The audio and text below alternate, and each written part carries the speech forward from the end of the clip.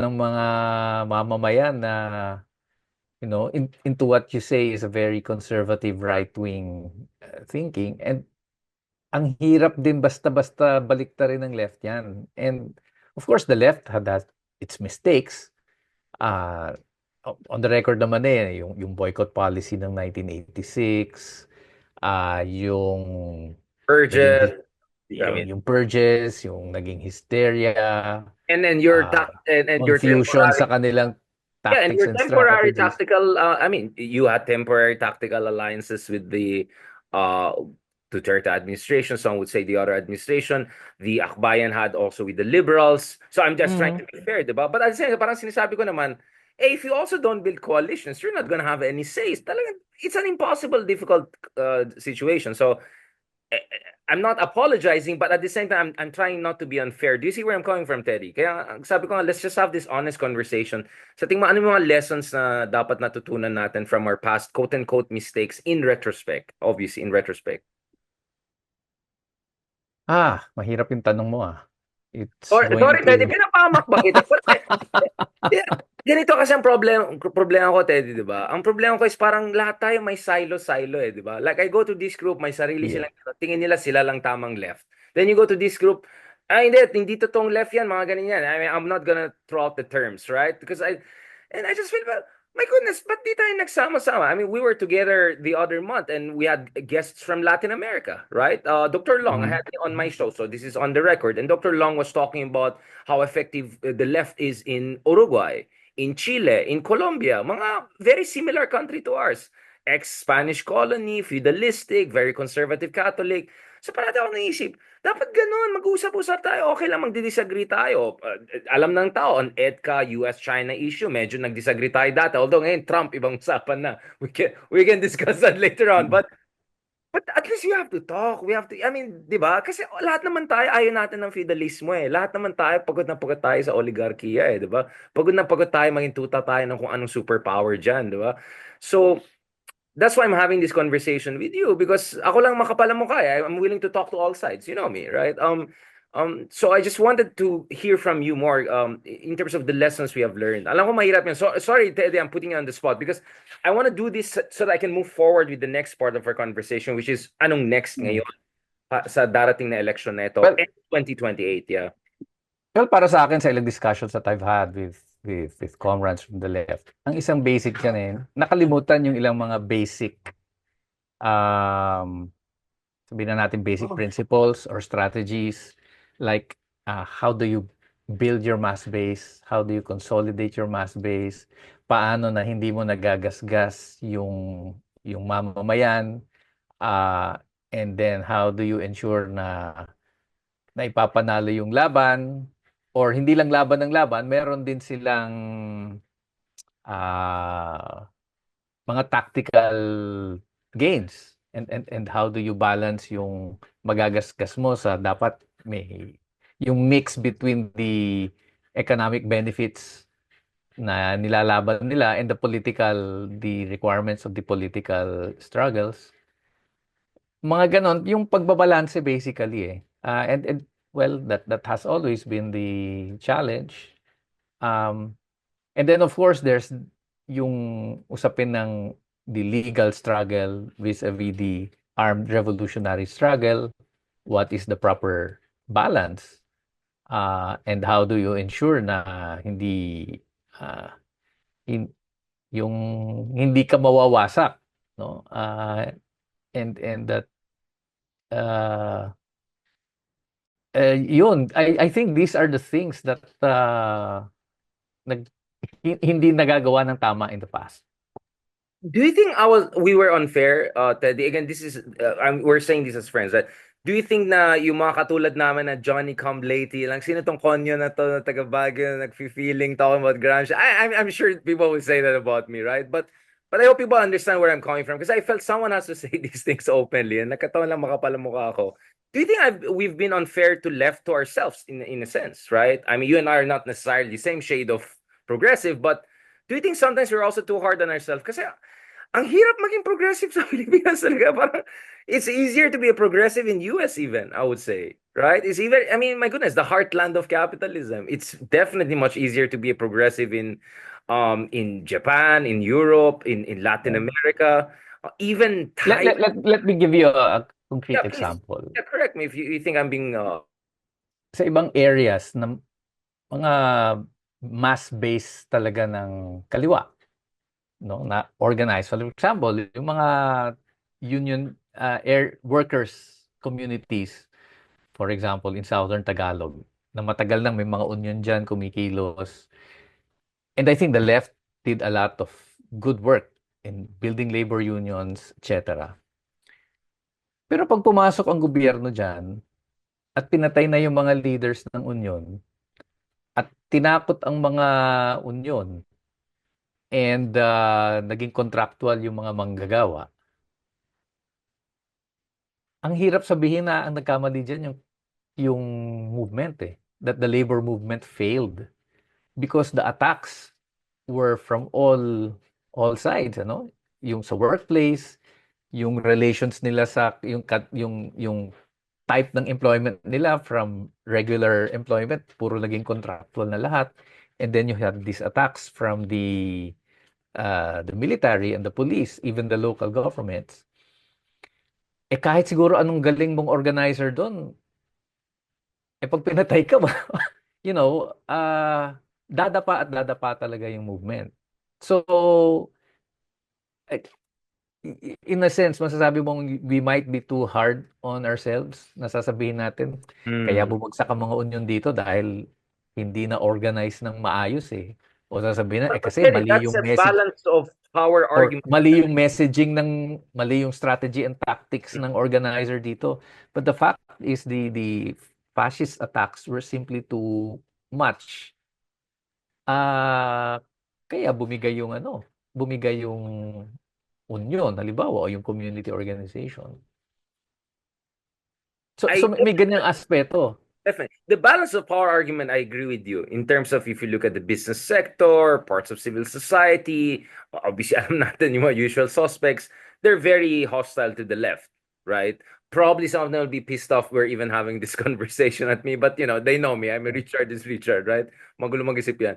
No, but Another never, example, no? yeah, please, sige, sige. Pinag-usapan natin yung labor.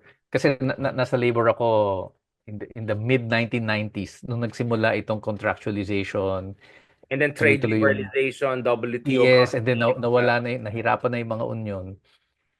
Pinag-iisipan ko what are the new forms of organization na kayang gawin ng manggagawa kung puro contractual na sila at nag-outsource na yung mga kumpanya at mga manning agencies na yung napakalaking bahagi ng sistema. Until now, hindi ko pa rin ma-grasp eh. Ano yung pinaka-effective na organizing sa ganong context? Uh, and I think whether you are a traditional labor leader or a progressive or even a revolutionary labor organizer, mahihirapan ka talaga eh. And it will probably take some time before the movement is able to come up with uh, strategies and tactics that will address that very new situation na hindi na actually new pero hanggang ngayon we're still grappling with how we can revive the labor movement under these conditions of contractualization, globalization, and yung matinding atake sa labor front. Well, again, to be fair, also speaking of balance of power and material realities and condition, we had, for instance, si Dr. Lero here, who's a Brazil expert, diba? And she was talking about how the difference between Brazil with the PT Trabador Party Trabador is that Brazil had a strong manufacturing base. So parang Yeah. numerically, ang laki nung yung labor union sila. And Lula, who's the current president for the third time, and last time I checked, he's going to run again in 2 years from now. Right. He is a labor union background. So some would say because we're a service-oriented economy and sobrang Yeah. nagde-industrial and this is of course the Walden-Bello argument and we're all students of him on that level. Na de-industrialize tayo eh. Oh, meron tayong political economy argument. But again, I want to go Gramsci on this and ask you about the question of yung tinatawag niya na yung parang yung folk culture. For instance, why not work more with progressive sections of the church? Why not work with, some of them, I don't know, barangay officials or some sections of the elite na more sympathetic to more, not naman communistic or socialistic ideas, but let's just call it laborite or social democratic ideals. What about that? In terms of winning over at least some more sympathetic or less hostile sections of the establishment. Because, Gramsci's writings was in Italy, which was the heartland of a very conservative, Catholicism plus, Christian Democrats. And next thing you know, Mussolini was in power, right? Which cost his life. But I think his arguments are very reasonable for global South countries. A lot of Indians read Gramsci to talk about mobilization under conditions of Modi, populism, and BJP. So while I agree with you, the political economy of the Philippines is, I won't say singularly, but structurally very disadvantageous to the political left. Feeling ko naman, parang we're not necessarily the worst, and probably we can do something. Like, for instance, how can we make the left, the progressive ideals more cool?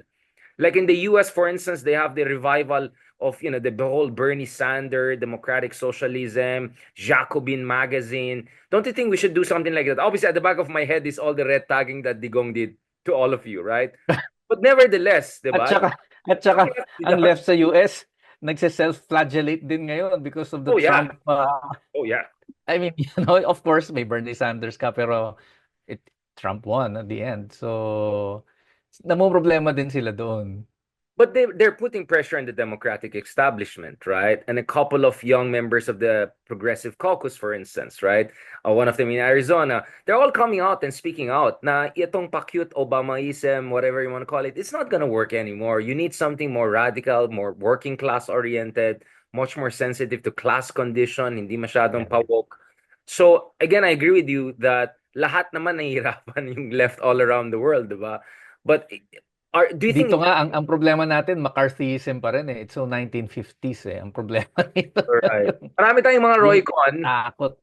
Marami tayong mga Roy Cons Ano? in the Philippines. Yeah, yung mga lawyers are more than willing to red tag everyone else. Including mga lawyers na dati, akala natin progressive. Walang relate. This is completely unrelated to our discussion. Any news about Harry Roque? What is your read of the curious case of Harry Roque?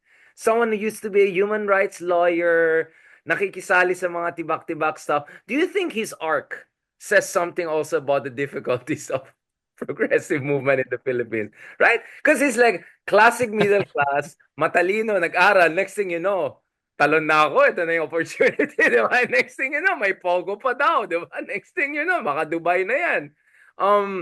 When in Well, fact, I'm not all those rumors sure aside, how yeah. left Harry really was. No, but that's what I'm saying. He was Did he human rights opportunistically and right? Did he opportunistically right oh, the left, right? That's the point, though. yun na nga eh, yun na nga eh. And hindi naman nawawala yung sympathizers eh, na sinasabi mo. But isang kapansin-pasin ngayon, yung mga sympathizers, they want to keep a low key. Medyo, I think may impact talaga yung red tagging nung time ni Duterte eh. Ah, Hanggang ngayon sa and tingin. then yung anti-terrorism legislation na, you know, you have some people na kinasuhan ng financing terrorism just for giving money to political detainees. May ano yan eh, may konting, hindi lang konti, meron talagang takot. Ah, so that's also one problem. Yung chilling effect na impact nung ginawa ni Duterte, the EJ case and the red tagging is still very much felt. So that adds a new structural constraint, di ba? So kasama na yung political economy na pinag-usapan natin in terms of balance of power between, essentially proto-fascist. Yeah. And what you're I saying, mean, imagine pati si Leni Robredo ni red tag. I mean, and she had to explain. So kung umabot na sa ganon, Soberano, di talagang ba? Yung mga artista rin, di ba? Si Alina mga like, oh my artista, goodness. everyone. And, So, and, and in many communities now, yung Jollibee rin, di ba? mga, Sa Matrix si di ba Jollibee. yung mga college students natin usually pumupunta sa communities yan for their exposure, for their studies. Ano yun? Yung mga yan, nare-rentag yan pag pumunta sa community na makita ng mga sundalo doon, oh, taga-UP ka, taga-university ka, but ano ginagawa mo dito? So, ano yan eh, may may malalim na impact yung ganong red scare sa mga communities. Stigmatization, no? Systematic Yeah. stigmatization. Yeah.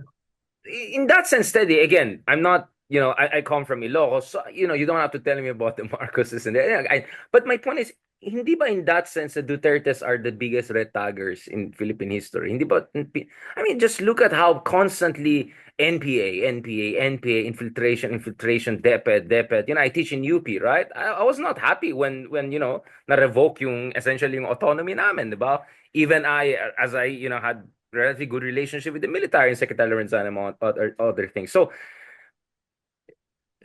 I mean, from your point of view, hindi Mm. ba greater evil ang Dutertes in that case? I know you shouldn't choose a side, but between Choppy ka. sorry, I know we had this argument about not choosing a side, but isn't it arguable that Dutertes Uh, indeed are the ultimate threat and here? you're getting choppy. Yeah, can you hear me now? Yeah, again, going back to this Oh, study, yeah, that's better. can't you say na in this sense, I don't want to say lesser evil, but the lesser evil argument is a very demonized argument. But aren't the Dutertes the great Nawawala. evil? Ngayon, narinig mo ako, Teddy. Parang ayaw mo yata Ayan sagutin yan. yung tanong ko. Parang No, ayaw mo no, no, no. sagutin na. Nawawala eh. Again.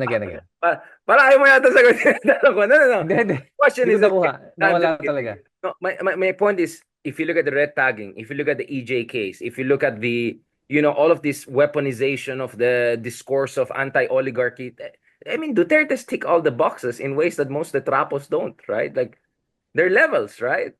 They're levels. So that's why I'm saying, yes, you don't have to choose a side between Team Kadiliman and Kasamaan, but I think we know which one is more problematic, isn't it? Or do you think that that will be a problematic discourse in itself? Can't you like put a hierarchy na etong pinakamalaking threat sa progressive movement, etong dynasty na to versus this dynasty, without whitewashing trapoism? Again, am I approaching this too tactically or too graded ba? Parang 50 shades yung approach ko. What is your take on that, Teddy? Ang difference kasi si Duterte was openly, you know, calling for killings. Pasistang-pasista talaga. Marcos is not like that. But as far as the policies are concerned, as far as what is happening on the ground is concerned, walang malaking significant na pagkakaiba eh. But the EJK Ah, numbers is down, right? I mean, there's still EJK numbers. We had the Human Rights Watch Kaloy on our show. yes, We know that yes. there's still EJKs, unfortunately, but it's not at the same level, right? No, no, not probably not at the same level. But ang EG case naman Matagal na yan. eh, Palparan pa lang. Yeah, I at mean, saka one death is too many, you know. Ah, pero yung militarization sa communities, yung red tagging, filing of false charges, the use of the anti-terrorism law against civil society organizations, that continues. Hindi lang ang presidente ang bumabandera, but the NTF-ELCAC is down to the grassroots level doing its thing and tuloy-tuloy ang red tagging diyan. Uh, so as far as we are concerned, maaring sa optics magkaiba but the attacks on the ground are basically the same. And then of course, ekonomiya eh, baka mas malala pa itong panahon ni Marcos. Ah, it's sa dating ng corruption halos wala namang pinagkaiba rin. although So to be medyo mm, cosmetic ang mm, cosmetic. Of course, the China issue would probably be one of the malinaw different na differences. medyo may pagkakaiba. Yeah. But all the rest, I don't see anything significantly new or different with how Marcos is running things compared to Duterte. Mas madumi lang ang bibig ang bunganga ni Duterte. Well, I mean, it is scary when the president of the republic openly threatens people. I never underestimate that, and the level of brazenness, Yeah, death threat you right. every day. I mean, we know this, Steady. I mean, I'm not whitewashing what's happening, but now I can at least breathe once in a while, right? Take a walk in ways that I couldn't before. That I had traumas. Whenever a motorbike passes, I had jitters. I mean, to be honest, I don't want to be dramatic over this. Of course, alam ko yung mga kababayan natin na kaibigan, even worse because nare-rape threats sila, kung ano-ano. So, I was never in this business of saying sinong pinakawawa sa atin. I'm just saying, at least I can breathe a little bit in ways we couldn't before. But definitely we're not here in the business of like being over sold any cosmetic changes if that were the case. Hindi, ang sa akin lang naman, Mm. of course, we are really pushing to hold Duterte, the father and the daughter, accountable for all their crimes. That doesn't mean that we will let Marcos off the hook for his own wrongdoings. And I think it is not necessary for us to declare na, oh, kakampi kami kay Marcos kasi galit kami kay Duterte. That is not I think that is not the proper way to address this issue of whether we should choose sides. Um, so both should be held accountable, but of course, Duterte will be accountable for his extrajudicial killings and itong lumalabas sa Quadcom. Sara will be accountable for her confidential funds, etc. Marcos surely should be accountable for what is happening to the economy, for what they did to the budget. Um, so kailangan singilin 'yan eh. I mean, you don't have to say, o wag na natin singilin masyado si Marcos kasi ang pangunahing kalaban natin ngayon ay si Duterte. Again, we should remember But then there could be they a are way. the same unit team. Nag-away lang sila.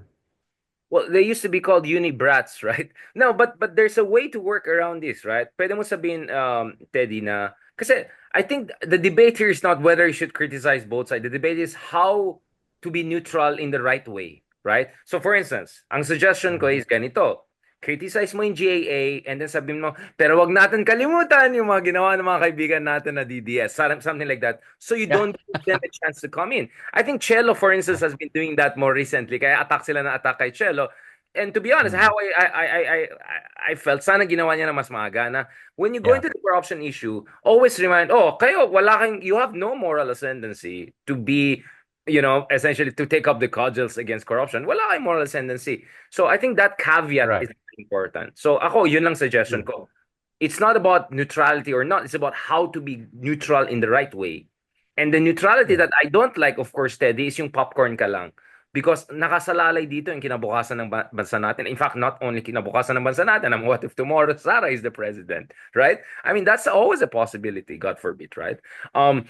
Even if we Mm. disagree with BBM on certain issues, like, my point is like, you don't want something crazy to happen. Which brings us to the final part of our discussion. So, some would say we are at the Ang crossroads. importante, you disagree. Ang importante, you disagree with what is wrong. And you say so. And you're clear with your And conviction. you're clear with, yeah, what you disagree on, where you're coming from, and not, be yung neutral ako kasi I want votes from all sides. Yun nga, sabi ko better to lose but with have your dignity intact and build on that for the next election than being pakyut and all and then lose pa rin and then have nothing to build on for the next cycle, right? Kasi mahabang laban ito, di ba? Although of course everyone wants to win, as Lord Toronaga said, when you win everything is possible. So now let's talk about your Senate race. What are the things that you have learned from the past and what do you think should be done? Kasi ang concern kasi dito is again, me being me, baka hindi ba potentially baka mag-cannibalize kayo mga progressive candidates in a sense that kasi ang sobrang higpit yung labanan eh. Daming mga trapo eh. Daming well-funded, well-oiled. So some would say realistically one or two or three baka yung spot na talagang pwede na for alternative candidates, baka mamaya kayo na lang magkakainan. Hindi ako nagsabi yan, si Ronald Diamas nagsabi. Ako yung nagsabi cannibal, right? Cannibal. Let's just call it the Hannibal effect. How do we avoid that? Na hindi mag-aaway-away yung mga tawagin natin team liwanag for the lack of a better term. And when I say team liwanag, it's not about being yellow, pink, red, whatever. It's just about klaro tayo na ayaw natin ng feudalismo, oligarkiya, at saka maging tuta ng superpowers, right? I think we can agree on those basics, right? So how can people with those baseline agreements make sure na hindi sila mag-away-away, mag-cannibalize, and at the same time, help build or rebuild a kind of again, for the lack of a new pink progressive movement? And maybe this pink I have in mind is more like Latin American pink wave. than than just the liberal yellow pink wave. Like di ba yung pink wave in Latin America from Brazil to Chile, ganon. What do you think about that, Teddy? Well, first of all, people should sit down and talk about it. But when some don't want to sit down and talk, edi walang mangyayari. So I think that's the basic. Just sitting down and talking about it would be a first step. Eh yun nga, hindi pa magawa eh. Bakit kaya, Teddy? Again, you don't have to And drop the, and of you course. probably know about that. Some don't want to sit down and A lot talk. of people don't want to sit down with me.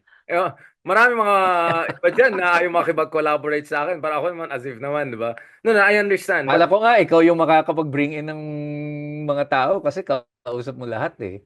Hindi, hindi. Oo, pero hindi pero ibang vloggers hate ako, di ba? Pina-blind item pa nga tayo, di ba? Kanina paggising ko, nag-text yung kaibigan natin from San Francisco. Ay, hindi na blind item ka kagabi. So tinext ko, sa no, so I understand. Unfortunately, meron tayong ganyang kultura. Um, I'll tell you something, Teddy. I had a meeting with some of the, let's just call it a pink high-level official from campaign. And Mm. we had a long conversation about yung suggestion ko na let's go more Latin America left, right? Ah. Think. And then Mm. sabi na Richard, alam mo ang problema? Meron tayong isang malaking problema sa ating kultura. Unlike Latin Americans, wala tayong yung Carino Brutal style kung saan pwede tayong mag-disagree. Like tayo, di ba? And naggrabe yung disagreement natin on EDCA, kunyari, di ba? Pero Mm. tomorrow we can just come and hug an amigo and like sabi niya kaya daw ng mga Latino yan or ibang kultura. Pero sa Pinoy daw pag nag-disagree ka sa isang donor, isang tita of Manila, yung ganun, wala na, hindi ka nakakausapin yan. Do you think there's some sort of immaturity or overemphasis on the face? I know this is an Asian value thing, whatever, but Mm. how can we grow, di ba? If we're not willing to take criticism, kung napaka-snowflake natin, di ba? Yun ang inisip ko. Kaya ako, I'm willing to talk to people na ina-attack ako. Even some of the trolls ina-attack. Okay lang, debate tayo, discussion tayo. I mean, alam ko, binabayaran ka lang to do that. I won't take it personally, di ba? Um, what about us na hindi naman tayo talagang hostile in a systematic or professional way? Terry, do you think we have a cultural problem? I hate to use that word, pero may cultural problem ba tayo in terms of the willingness to talk even though you know you have disagreements, but you know you have to somehow find a common ground because otherwise kakainin tayo ng buhay ng mga kabila. I'm just being brutally honest, yeah. Well, I wouldn't say that it's cultural kasi in the past nangyayari naman yan eh. In the past nag-usap naman, and Ninoy Aquino was part of a slate na nandun si Alex Bongcayaw, the old Bantanyada, sila, I think sila Chino Roses, no, yung mga yan sila Joke, no, brought together yung grupo nila Yeah, Cory with the synthesizers, yeah. left and then with the old liberals. Siguro yung may ganyang stature who can uh, who have the goodwill of everyone and may credibility and bring everyone together at the table. And the sense of urgency. Kasi meron kang martial law dati, you have a common enemy na very clear, di ba? Oh yeah. And I Yeah. think that sense Ganun of ba? urgency is lacking among some of our friends. I mean, again, I know maraming magbabash sa akin for this, but one of the disappointments I had after the 2022 election is, wait, nasaan na yung pink movement, right? Na-organize ba sila? I mean, di ba? Million-million ang Yeah, pass, right. di ba? That's it. Nakuha ba yung you cannot just have it cyclical. You have to build on kilosan, 'di ba? Hindi siya upuan tapos balikan mo ulit. Kilosan 'yan eh. So to be honest, again, is it a political culture problem? Okay, ganito na lang siguro, Teddy. Again, I don't want to be anyways, I'm gonna be bashed anyway. So what I'm gonna say is this. Siguro meron tayong subculture na problematic. Ngayon, na pwede natin ayusin. I'll just call it the subculture na lang. Na pwede natin ayusin. No, but the reason why I like talking to you and Franz Castro is because, it's not like I don't want to talk to the rest. I mean, see Sir Neri, among others, of course, I want to talk to Attorney Neri Comenes also. It's just that even if we disagree on certain issues, so sometimes quite passionately, no, on this how to play US, China. I mean, you see, even I and Walden, na sensei ko, we disagree on foreign policy and some of the other issues. We're still willing to sit down and discuss kasi alam naman natin ng kailangan ng bansa natin eh. We're sick and tired of an oligarchy which takes some 76% of newly created growth. We're sick and tired of a system where 85% of the elected offices goes to the dynasties. We're sick and tired of my new term na ako eh, budol duts. Budots na budol. Diba? Yung sinasabay yung pa-cute, entertainment, budol, walang substance, vacuous. It's a joke. It's a joke. I remember a Russian Mm. diplomat telling me 10 years ago before they invaded Ukraine after something, Richard, I don't understand your democracy. I go to our barangay, everyone the same name, Reyes, Reyes, Reyes. Of course, this ibang name. The only one not the same name is the son-in-law. How can you call this a democracy, comrade? Like, I said, yeah, it's crazy. It's crazy. So I was talking to my Latino friends, Espanol friends. They said, alam mo pare, even sa amin, hindi ganon. Talagang and so a Spanish scholar said it's a principales culture, right? Na talagang itong grip ng dynasties. This is a mockery of whatever Mm. claim to democracy we have. So we are also sick and True. tired. I think we share that. I think that 40% I mentioned in the Octa survey are sick and tired of this system, and we have to activate it. So moving forward, Teddy, ano yung mga gusto mong sana mangyari? Uh, Anong sa tingin mo dapat mangyari? And then realistically, what are the things you're aiming for? Because ako, parati kong sinasabi, 2025 is important. 2028 is important test, right? Because I Mhm. think there's a That's very true. good chance that the 2028 race could be very open. We don't know if Sara will run. If Sara will run, baka Tulfo will run, baka Yeah. Martin will run. Magulo yan. I think you could have a 1992 race situation whereby it's a six-way split and someone with only Mhm. 20% could become president. So I'm not ruling out that possibility. So actually medyo optimistic ako. And I'll add something else. I know among left may disagreements and all. Ako, para sa akin the fact that we have a progressive, I would even say socialist senator, the first one since Isabelo de los Reyes in the Senate, Philippines. I'm talking about Risa Hontiveros. For me, says that maybe something is moving in the right direction. I mean, we can debate whether Risa is really socialist, but she basically is at least a social democrat to me, right? She's far Uh-huh. to the left of practically everyone else, right? Yung iba fake Mhm. minority, yung iba like so for me mukhang may improvement naman eh. I think Riza has shown na kaya naman to make left in whatever shade um palatable to a certain degree. Are there lessons we should learn from Risa's case? Because she won in two very tough races, 2016 and 2022. Those were hell races for opposition, Mhm. right? And yet she won. Maybe there are things we can learn from Risa's case, right? Yes, I'm sure there are many things that we can learn from her case. And I think she will play a big role in 2028 in uniting the progressives and the liberals. Um, Unang-una, pinasa na sa kanya yung mantel ni Lenny. So if Lenny really Oh, no. abdicates on her role, Yan na naman ako. Yan na naman ako. Well, yeah, I mean that yeah, that yeah. was the pronouncement from Lenny that she has passed the baton to Risa. So it's Risa's role to play, and I hope that she really plays that role. Mukhang 2028, 2025 nag-eeksperimento lahat eh. Kami sa Makabayan, we're experimenting with, having an 11-person slate for the senatorial elections. That's a first for us. Eksperimento ito. I think si Kiko also and Bam is experimenting with his own political party. Nagsama sila. So, I think everything is in preparation for 2028. But I hope leaders like Risa, like Kiko, Bring together, yeah. hopefully still si Lenny, sila Bam, will continue to play a role a more important role in 2028 in unifying everyone. Just as kami, tingin namin, may ganong role din kami. Everyone will have that role. Obligado tayong to play that role in 2028. Otherwise, it will most likely be another Duterte presidency or a Tulfo presidency. or Basically more Arugua of the for same, right? More of the presidency. same, yeah. Yun na nga. So, unless we really get our act together, it will be more of the same. Probably Same even or worse. worse of the same or worse of the same. Yun na nga. And you probably will have a role to play kung nagugulo, di ba? Well, as long as they allow me, I can moderate that. You know, I'll tell you one thing. I'll tell you one thing, Teddy, no? Actually, nung binisita ko si Ma'am Lenny nung nasa detention pa siya, sabi ko, alam mong sanang nangyari dito is yung magsama-sama kayo mga, at least yung mga women leaders, di ba? Lenny or I'm sorry, Lenny, sorry, Delima, Ma'am Delima, sorry. Laila? Yeah, si Laila Delima. Laila. Gabi Yeah. na, sorry, gabi na. It's 10, Right.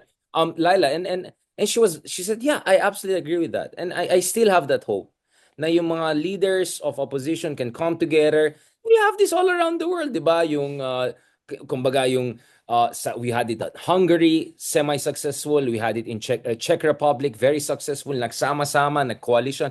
In Turkey, almost successful. Nagsama yung grand opposition, the Kurdish, the CHP. They almost defeated Erdogan, and they defeated him in the parliamentary elections. In India, Rahul Gandhi, the Congress party came out stronger, came out better. So, ganun kasi ang view ko, Teddy. Every time I feel depressed, I look around the world and I see, hindi naman tayo nag-iisa, may mga mas malala pang mga sitwasyon. Pero may nangyari pa rin eh. And that always gives me this energy at kapal na mukha, no, to come say, hey, we have to talk, we have to do this. So talaga Actually, nagpapasalamat. 3 taon na nating pinag-uusapan yan eh. Ah, you Because, know, Teddy, 2028, you have to start 3 years ago. It's a right, five, that's six right. years run. You don't want to start 2020. So actually, sa tingin ko, in 2025, we're way, parang kahit papano, we have come a long way, di ba? Since 2022, I would say. Hindi tayo Yung nag-usap. Isang Bayan was a good initiative. Ah, kaya lang they failed to unite the opposition in 2022. And for 2025, I think hindi rin mas lalong hindi nila na-sustain yung nasimulan nila ng 2022 for 2025. But these efforts to unite are there, and hopefully the players will continue to strive to do that.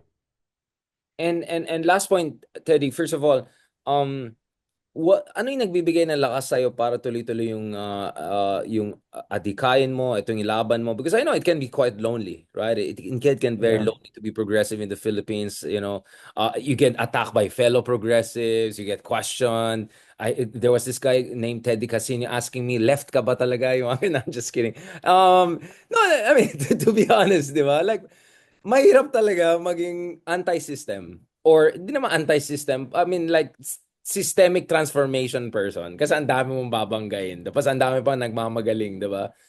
What gives you the strength, inspiration to keep on going, Teddy? And how can people help you in terms of, is there a website? Is there, if people want to volunteer, how can they reach out to you? Because I see effort by you and France, among others, in fairness, diba? To broaden the coalition beyond your traditional base.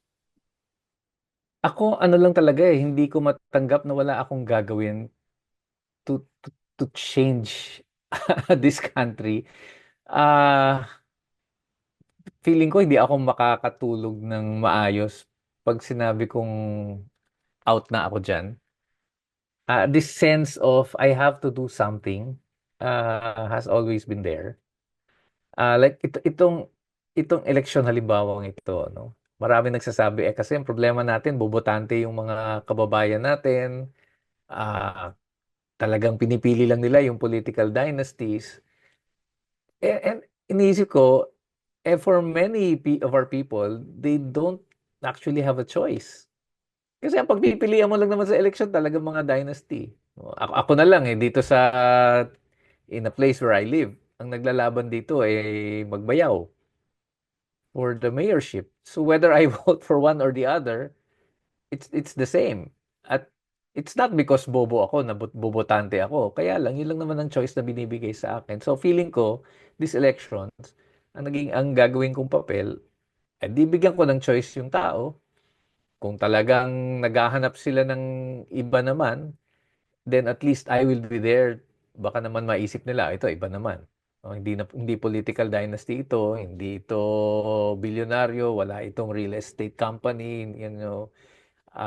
matagal na nakibaka ito, baka naman, and I feel it is my role to give that choice to our people.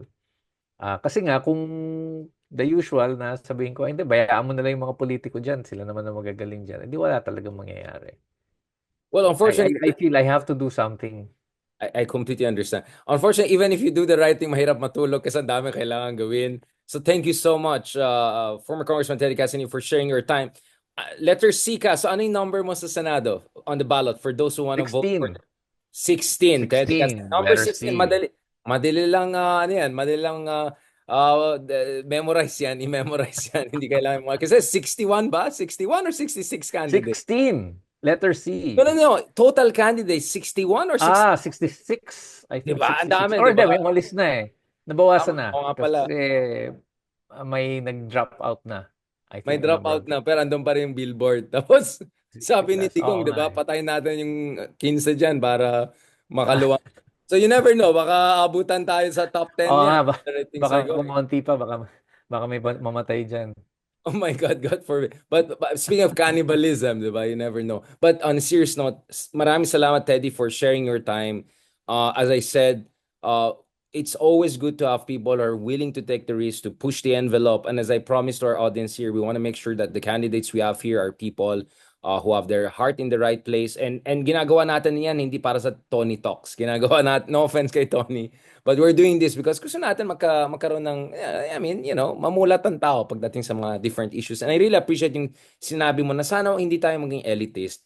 Stop blaming the voters. Because if voters have no choice, they cannot deliver what you want. If voters are being intimidated, if there's warlordism, right? Right. So dapat talaga tingnan Hmm. natin ugat ng and we have to give them options. Kaya later this week, we're gonna also have other progressive candidates, including si Ma'am Heidi Oh, wow. Mendoza also on this show. So we're hoping to get as many as progressive candidates here on this show.